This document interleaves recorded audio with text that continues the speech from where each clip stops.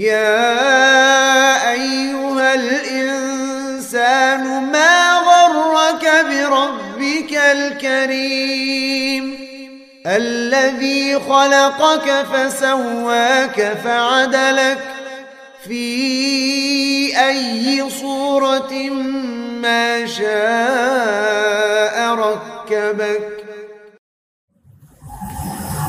Kalau kita bicara Ikhwanul Muslimin, maka tidak lepas dari tokoh pendirinya dan juga tokoh penting yang banyak menginspirasi anggota-anggota Ikhwanul Muslimin setelahnya. Ya, kalau antum ditanya siapa tokoh pendiri Ikhwanul Muslimin? Tuh, Hasan Al-Banna. Ya, kalau ditanya pendirinya siapa, itu adalah Hasan Al-Banna. Para ulama banyak memberikan ya kritikan-kritikan terhadap pemikiran Hasan Al-Banna ini yang menyimpang, yang dianggap oleh sebagian orang sebagai mujahid, ya sebagai seorang revolusioner atau pembaharu, mujaddid dan julukan-julukan yang lainnya. Bahkan kata Syekh Abdul Aziz Ar-Rayis, Hasan Al-Banna ini sudah resmi dijadikan sebagai pahlawan katanya.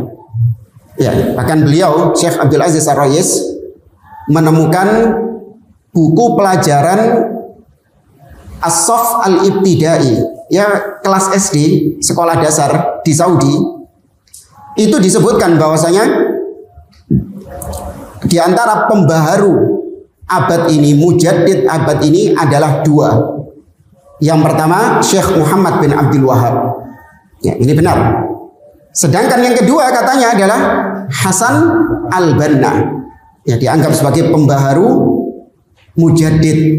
Nah, bagaimana bisa disandingkan antara Syekh Imam Muhammad bin Abdul Wahab yang dikenal dengan keilmuannya, kegigihannya, berdakwah tauhid, memberantas kesyirikan, dengan Hasan Al-Banna yang justru pelaku kesyirikan karena suka mengkeramat kuburan, sebagaimana pengakuan dari murid-muridnya sendiri. Di antaranya salah satu tokoh Ikhwanul Muslimin yang bernama Umar Tilmisani. Dia menyebutkan tentang bagaimana Hasan Al-Banna ini bertarekat sufi. Ya, baya'a ala tariq sufiyah hasofiyah namanya, tarekat hasofiyah.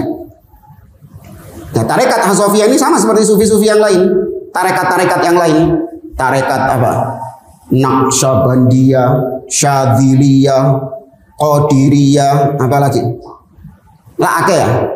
Nah, ini salah satunya namanya tarekat hasofiyah. Di antaranya Hasan Al-Banna ini pengkeramat kuburan. Ya, suka datang ke kuburan-kuburan ya untuk tadi mereka bertawassul kepada penghuni kubur itu. Nah, ini jelas syirik kepada Allah Subhanahu wa taala. Bahkan Hasan Al-Banna dia suka menghadiri acara-acara maulid. Ya, maulid Nabi. Seraya menyenandungkan bait. Ya, seraya menyenandungkan bait puisi ya, atau syair. Yang potongan awalnya itu bid'ah, sedangkan potongan bait keduanya itu syirik kepada Allah Subhanahu wa taala. Dia mengatakan hadal habib ma'al ahbabi qad hadara wa samahal kulla fima qad madha wa hadara. Fima qad madha ya fima qad jara wa madha. Inilah Al-Habib, yaitu maksudnya Nabi Muhammad SAW telah hadir bersama Al-Ahbab, orang-orang yang mencintainya. Nah, kan acara maulid itu diyakini bahwa Nabi SAW apa? Hadir di situ. Iya, itu bukan cuma sekedar kiasan. Nah, biasanya yang maulidan ini kan melakukan mahallul qiyam. Tahu mahallul qiyam?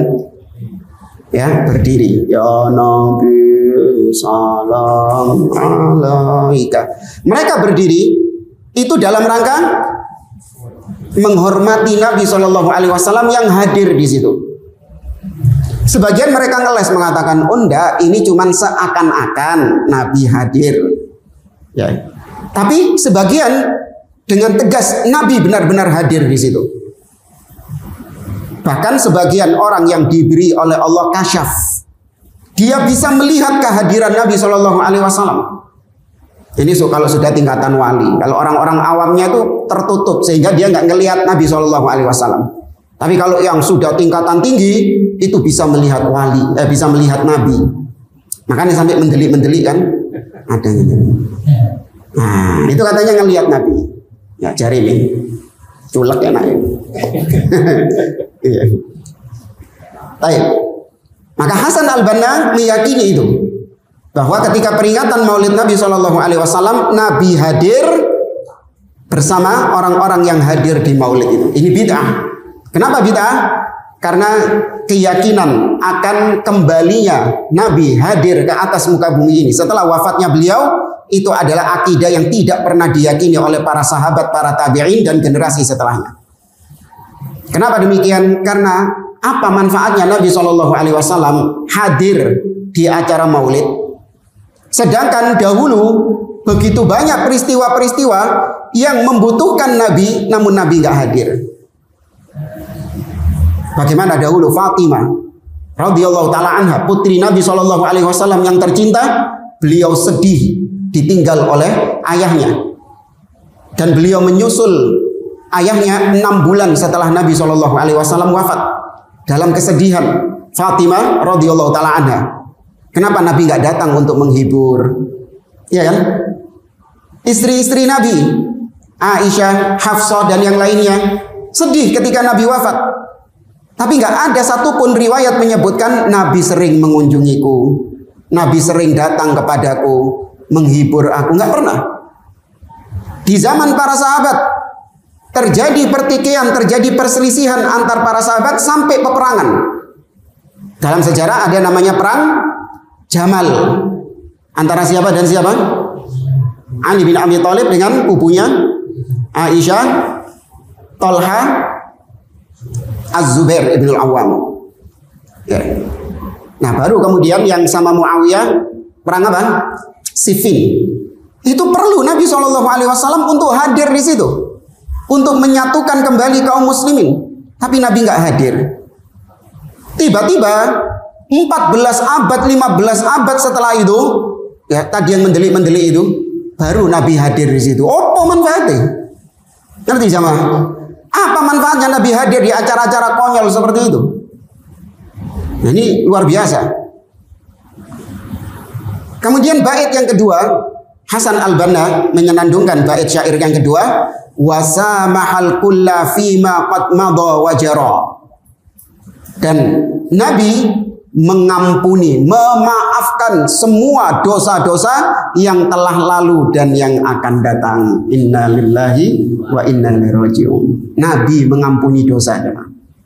Padahal Allah mengatakan wa may yaghfirudz dzunuba illallah, dan tidak ada yang mengampuni dosa kecuali Allah Subhanahu wa taala.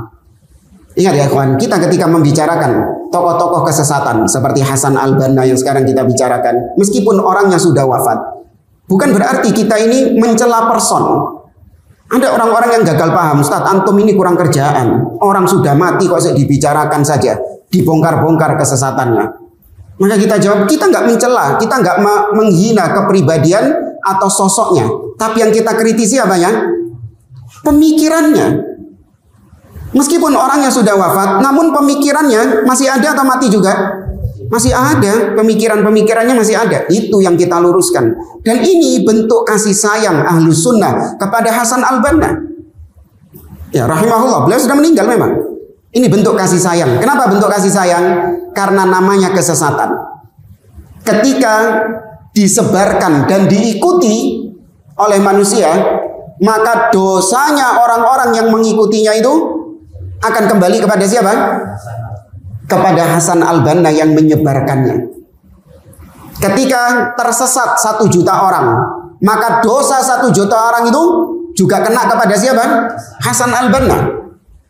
Maka kemudian Ahlus Sunnah membantah, meluruskan pemikiran Hasan al-Banna bahwa apa yang diserukan oleh beliau, apa yang diyakini oleh beliau itu salah. Dengan bukti jamaah. Ini kitab-kitab yang ditulis oleh para ulama yang membantah Hasan al-Banna, membantah Sayyid Qutb dengan bukti, bukan katanya-katanya. Tidak seperti orang-orang yang menuduh Syekh Muhammad bin Abdul Wahab dengan tuduhan-tuduhan dusta. Nggak ada buktinya. Enggak. Ahlus Sunnah nggak boleh menuduh tanpa bukti. Didatangkan buktinya, baik dari kitabnya dia sendiri atau dari pengakuan murid-muridnya sendiri tentang Hasan al-Banna ini. Ya, dibawakan bukti-buktinya. Ya, kalau antum mau, nih. Silakan download, silakan nanti tak kasih PDF-nya. Ya, kitab yang ditulis oleh para ulama banyak. Ya, diantaranya yang ditulis oleh Syekh Rabi' bin Hadi al-Madkhali rahimahullahu taala yang meninggal kemarin ya, dan baru dimakamkan hari ini. Asadus Sunnah, ya singanya sunnah, yaitu Syekh Rabi' bin Hadi al-Madkhali. Beliau banyak menulis bantahan-bantahan kepada Sayyid Qutb. Ya, diantaranya di sini yang kita bawakan ada dua kitab yang luar biasa membantah Sayyid Qutb. Ya, yang pertama judulnya Al-Awasim. Ya, Al-Awasim. Al-Awasim mimma kataba Sayyid Qutb minal qawasim. Ya, ini sekitar 206 halaman. Ya. Ada juga kitab judulnya Mata'in Sayyid Qutb fi Ashabir Rasuli sallallahu alaihi wasallam. Celaan-celaan Sayyid Qutb kepada sahabat Nabi sallallahu alaihi wasallam. Dan itu ditulis oleh beliau dengan bukti dari kitab-kitabnya Sayyid Qutb langsung, diantaranya Fi Dhilalil Quran, tafsirnya Sayyid Qutb. Demikian juga kitab Al-Adalah Al-Ijtimaiyah. Ya, kemudian juga ya kitab-kitab yang membahas tentang Sayyid Qutb ini banyak ditulis oleh para ulama. Ya, maka sekali lagi, ketika dari 1 juta orang yang tersesat, kemudian Ahlus Sunnah menuliskan bantahan, dari 1 juta tadi berkurang menjadi 0,5 juta, maka dosanya berkurang juga enggak? Berkurang juga dosanya. Ya, maka dilihat dari sisi itu. Ya, membantah pemikiran ini adalah bentuk rahmat, nggak usah baper. Wah, ini bantah tokoh, nggak mikir ente ini siapa. Ente jika dibandingkan dengan Sayyid Qutb, jika dibandingkan dengan Hasan al-Banna, nggak ada apa-apanya. Betul, bisa jadi. Bisa jadi kita nggak mengelak. Bisa jadi kita yang berbicara di sini itu jauh di bawahnya Sayyid Qutb atau Hasan al-Banna. Bisa jadi Allah Subhanahu wa taala mengampuni dosa-dosa mereka. Sedangkan kita nggak diampuni dosanya oleh Allah Subhanahu wa taala. Bisa jadi nggak? Bisa jadi. Cuman bukan berarti kemudian kita ini membiarkan penyimpangan-penyimpangan, kesesatan. Enggak, kita juga pengen beramal soleh. Kita juga pengen beramal soleh. Dengan cara apa amal soleh? Mengingkari kemungkaran. Mengingkari kemungkaran itu amal soleh bukan? Amal soleh ini yang sedang kita kerjakan. Dan kita berharap kepada Allah Subhanahu wa taala dengan membantah orang-orang yang menyimpang ini, kita berharap pahala dari Allah Subhanahu wa taala. Ya, maka sekali lagi beragama jangan pakai perasaan. Ya, jangan baper. Ya, ini kajian kok isinya ghibah, ngerasani orang. Nah, ini baper ini. Nggak paham kalau ternyata boleh menghibah seseorang dalam rangka untuk mentahdzir, memperingatkan kaum muslimin akan bahaya seseorang. Itu boleh di dalam Islam. Baik, kembali kepada Hasan al-Banna. Di antara penyimpangan Hasan al-Banna, bahwasanya Hasan al-Banna ini kita sebutkan beberapa karena waktu. Hasan al-Banna adalah seorang yang tidak memprioritaskan tauhid di dalam dakwahnya. Ya, beliau tidak memfokuskan tauhid dalam dakwahnya. Nah, ini juga menjadi kesesatannya Ikhwanul Muslimin. Makanya Ikhwanul Muslimin itu dakwahnya nggak ada prioritas terhadap tauhid. Orang mau berbuat syirik, orang mau menyimpang, punya keyakinan-keyakinan khurafat, dibiarkan. Ya, karena tujuan mereka hanya satu, apa? Meraih kepemimpinan, meraih kekuasaan. Ya, makanya kalau antum lihat di negeri kita ini ada partai yang juga kaki tangannya Ikhwanul Muslimin. Nggak usah sebut merek lah. Ya. Partai ini bahkan sampai rela berkolaborasi dengan orang-orang kafir Ya, berkolaborasi dengan orang-orang kafir demi untuk meraih suara, meraih kepemimpinan. Naudzubillah. Dai-dainya yang nyemplung ke dalam partai politik, mereka membiarkan kesyirikan, membiarkan penyimpangan demi untuk meraih suara.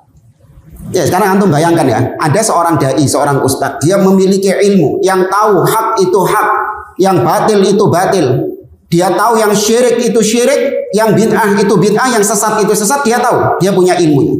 Tapi ketika nyemplung ke politik, ikut ya Ikhwanul Muslimin, di mana kemudian dia menjadi calon legislatif lah atau calon ini, maka prioritas utama adalah bagaimana supaya meraup apa?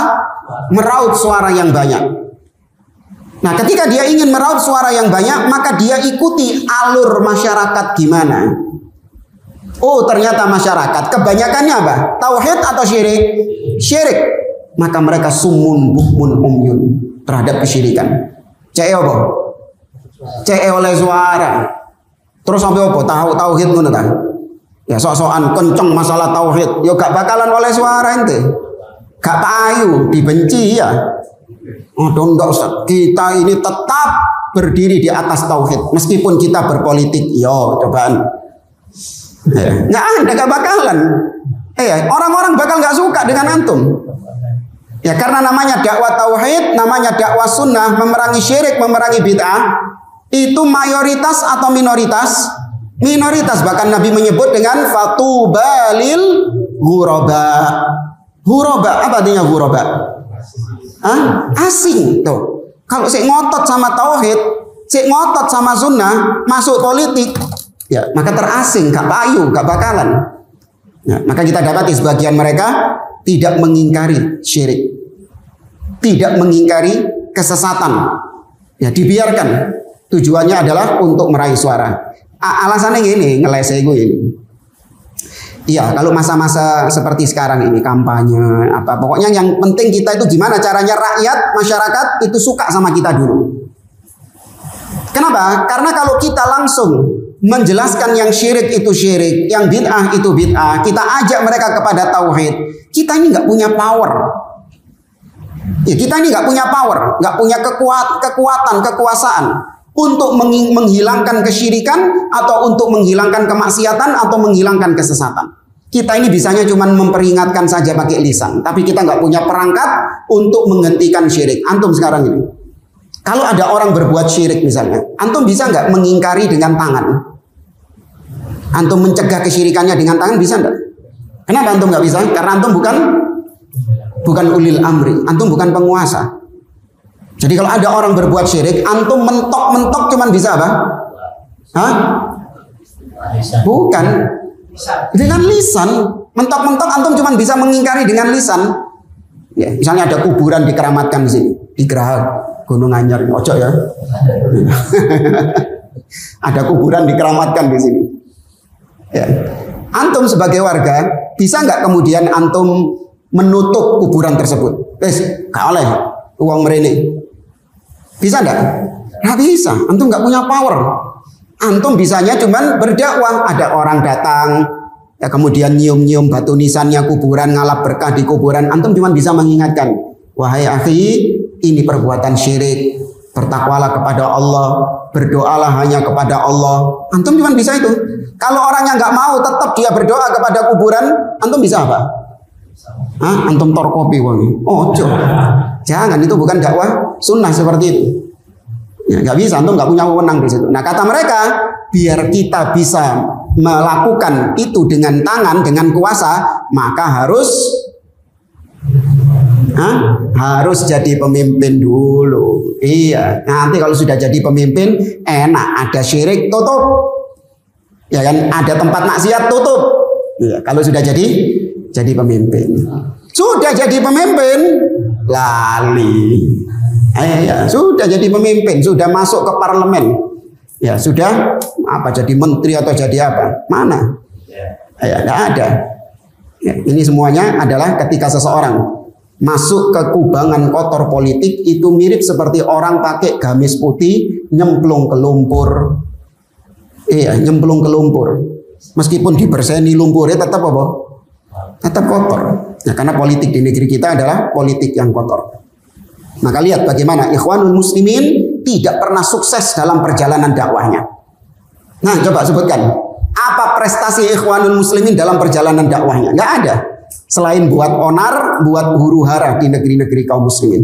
Karena memang berdiri bukan di atas konsepnya Nabi SAW, di mana konsepnya Nabi tidak mencari kepemimpinan. Itu dakwahnya Nabi. Nabi bukan memprioritaskan dakwah pada cari pemimpin, cari kekuasaan, tapi prioritas dakwahnya Nabi apa? At-tauhid. Bahkan Nabi ditawari kepemimpinan di kota Mekah, ditolak sama Nabi SAW. Baca sirah bagaimana Nabi didatangi oleh tokoh-tokoh Quraisy, ya, tokoh-tokoh Quraisy yang mereka ini melihat dakwahnya Nabi ini semakin hari semakin meresahkan. Tapi mereka ini sudah menempuh berbagai macam cara untuk menghentikan dakwah Nabi. Gak iso-iso. Mulai dari Nabi dijuluki tukang sihir, Nabi dijuluki gila, ya, Nabi SAW dijuluki pendusta. Tapi tetap dakwahnya Nabi ini semakin masif, semakin gencar. Maka mereka cari cara, gimana caranya supaya Muhammad ini berhenti dakwah tauhid, berhenti mencela berhala-berhala kami. Maka mereka pun menawarkan kepada Nabi SAW, ya Muhammad, in kanat bika hajah, jama'naha laka min amwalina hatta takuna aghna Quraisyin rajula. Wahai Muhammad, kalau kau berdakwah ini, mengajak orang kepada tauhid, ya, melarang orang dari kesyirikan, kalau kau tujuannya untuk mencari fulus, maka jangan khawatir, kami akan kumpulkan harta kami dan tak jamin kau menjadi orang yang paling kaya di Quraisy. Yang kedua, wa in kunta turidul mulk sawwatnaka alaina. Dan kalau kau berdakwah tujuannya untuk mendapatkan kepemimpinan, mulk, ya, mendapatkan atau jadi raja biar jadi pemimpin, sawwatnaka alaina, kau akan kami jadikan sebagai sayyid kami, pemimpin kami. Wa in kunta innama tatlubun nisa fakhtar ayya nisa'i Quraisyin syit falanuzawwijannaka asyrah. Iki sing berat.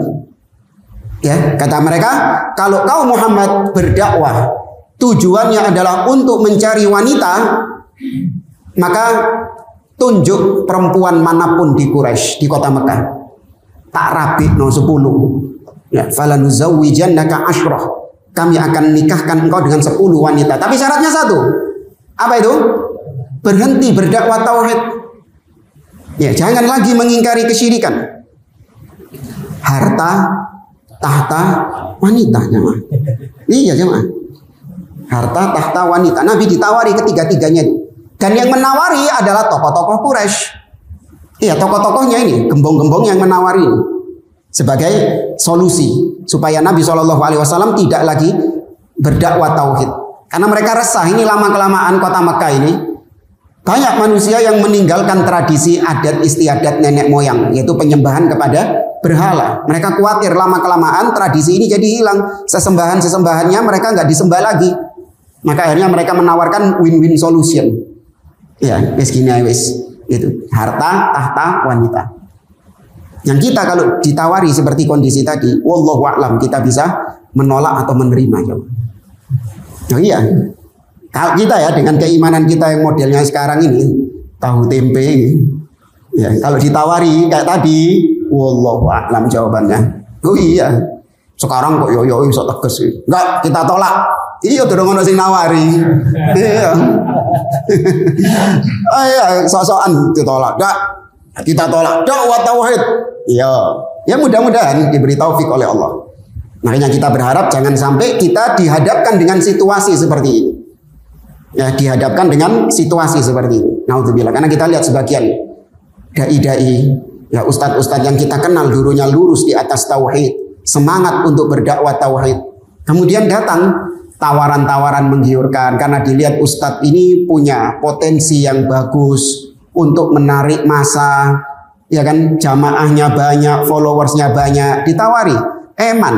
Kalau cuman sekedar dimanfaatkan jamaahmu ini untuk sekedar kajian, ayo dimanfaatkan lebih dari itu. Apa? Meraup suara mereka. Sehingga kau bisa menang di pemilihan, kemudian kau bukan hanya jadi ustadz, tapi kau juga jadi leader pemimpin. Ya, tawari nanti gajinya sekian-sekian, mulai ya Pak Ustadz deh. Oh, yang ustadz juga manusia gitu. Ya, maka kita memohon kepada Allah jangan sampai dihadapkan dengan situasi seperti ini. Kemudian Hasan al-Banna adalah orang di antara penyimpangan Hasan al-Banna, yaitu dia lemah dalam masalah al-wala wal bara. Di mana dalam pengakuannya sendiri yang ditulis oleh tokoh mereka yang bernama Abbas As-Sisi dalam kitabnya Hasan al-Banna Mawaqif fid Da'wah wa Tarbiyah halaman 120, Hasan al-Banna mengucapkan kalimat yang di situ menunjukkan bahwasanya orang-orang Nasara adalah ikhwanana. Orang-orang Nasara itu adalah saudara-saudara kami. Naudzubillah. Nggak boleh menyebut orang kafir sebagai saudara. Artinya saudara ini orang yang dicintai, kan nggak boleh. Mereka bukan saudara-saudara kita. Tapi kata Hasan al-Banna, ya, inda ikhwanina al-masihiyyin. Ya, saudara-saudara kami dari kalangan Nasara. Bahkan lebih jelek daripada tadi, di mana dia mengatakan anna adawatana ma'al yahud laisad diniyah. Permusuhan kita dengan Yahudi bukan karena dasar agama. La haula wala quwata illa billah. Jamaah, antum memusuhi Yahudi itu karena apa? Faktornya karena apa? Karena agama atau politik? Karena agama. Kita memusuhi Yahudi, kita benci kepada Yahudi, kita benci kepada Rafidhah min ajli din. Karena agama. Kita nggak ridho mereka kufur kepada Allah. Kita nggak ridho mereka mengkufuri Nabi Muhammad, tidak beriman kepada Nabi Muhammad SAW. Maka kita benci kepada mereka. Tapi kata Hasan al-Banna, diteruskan juga oleh Yusuf Qaradawi, tokoh Ikhwanul Muslimin di zaman sekarang, rahimahullah, sudah meninggal juga, bahwasanya permusuhan antara kita dengan Yahudi ini cuma masalah politik katanya. Alhamdulillah. Nah, dan sebagian diikuti oleh kaum muslimin, bahwasanya peperangan kita dengan Yahudi, ya, peperangan kita yang dengan Yahudi Zionis yang ada di Gaza itu jangan dikaitkan dengan agama. Ini murni masalah kemanusiaan. Ya, ini murni masalah politik, tidak ada kaitannya dengan agama. Naudzubillah. Ya, kalaupun ada memang urusan politik di dalamnya, tapi tetap secara asal kita sama Yahudi musuhan atau CS-an? Musuhan. Meskipun tidak ada peristiwa di Gaza, apakah berarti kita tidak bermusuhan dengan Yahudi? Tetap bermusuhan. Orang kafir itu semua musuh kita. Semua, nggak cuma Yahudi tok, nggak cuma Nasrani tok. Semua orang-orang kafir adalah musuh kita. Namun namanya memusuhi, membenci secara asal tidak harus menzalimi. Ingat ya, membenci orang kafir itu wajib, harus ada, karena itu bentuk dari akidah wala wal bara kita. Antum benci nggak sama orang? Antum cinta sama Allah nggak? Cinta sama Allah ya? Nggak ada muslim mengatakan nggak, saya nggak cinta sama Allah. Gimana kalau ada yang mengatakan Allah yang kita cintai dikatakan punya anak? Antum mesem atau merenggut? Allah yang antum cintai dikatakan punya anak, tentu antum nggak ridho. Nabi SAW, antum cintai atau antum benci? Antum cintai. Beliau Rasul, kita yakini beliau utusan Allah, manusia terbaik. Tapi sama Yahudi, Nasrani, bahkan sama semua umat di luar Islam dikatakan Muhammad itu bukan utusan Tuhan. Loh, antum terima tak gak? Gak terima secara asal. Ya, kita benci kepada mereka karena kekufuran mereka itu. Namun kebencian tidak mengharuskan menggolimi orangnya. Oh, iki gak beriman sama Muhammad ini, gak beriman sama Allah ini. Awas tenono kon lewat kene tak sikat ndasmu. Enggak. Itu dolim namanya. Utang sama orang kafir gak dibayar. Ghanimah katanya. Gak boleh. terus muamalah sama orang kafir dengan menipu. Apa-apa kan dia kafir, kita tipu saja, boleh nggak? Nah, boleh, itu zalim. Benci, iya benci. Tapi jangan sampai kebencian kita itu kita luapkan dengan kezaliman kepada mereka. Bahkan kita boleh berbuat baik kepada mereka, namun tetap kita membenci mereka. Meskipun kita berbuat baik, kita tetap membenci mereka. Antum misalnya ada maling sendal, ada orang nyolong sendal, kemudian digebuki sama massa. Kemudian antum lerai. Ya, kemudian antum lerai. Setelah itu antum kasih diamankan malingnya ini, kemudian antum kasih minum, antum kasih makan karena antum merasa kasihan dengan dia. Secara asal maling antum cintai atau antum benci? Antum benci. Tapi ketika antum berbuat baik kepada dia tadi, apakah berarti antum sekarang berubah menjadi cinta sama dia? Tidak, tetap apa? Benci meskipun berbuat baik. Maka demikian kita sama orang-orang kafir.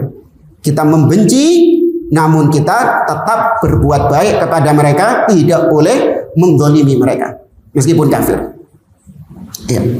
Nah, ini yang salah adalah dia sudah menganggap bahwa permusuhan kita dengan orang kafir itu bukan karena agama, tapi karena urusan politik dan yang lainnya. Wal iyadu billah.